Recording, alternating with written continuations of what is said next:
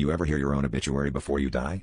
I hadn't, not until last night, when an old radio I'd found at a flea market started spitting out static and voices that didn't belong to any frequency on this planet. I bought it on a whim, a weird, antique shortwave, all dials and Bakelite and a tuning needle that jittered even when unplugged. I thought it'd be a quirky background piece for my midnight study sessions, nothing more.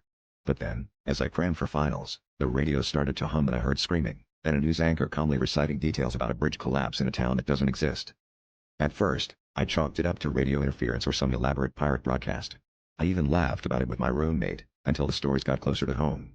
Each night, new disasters, a fire in an elementary school, a blizzard swallowing a mountain town, places and dates that never lined up with anything I could Google. Then, last night, it played a broadcast that made my blood freeze. It was a breaking bulletin about a young man, described down to my hair color, my hoodie, the chipped mug on my desk.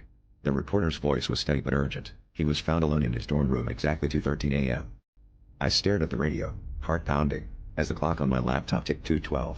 The voice started describing exactly what I was doing, my hand trembling on the mug, the way I kept glancing at the clock, even the ragged sound of my breathing.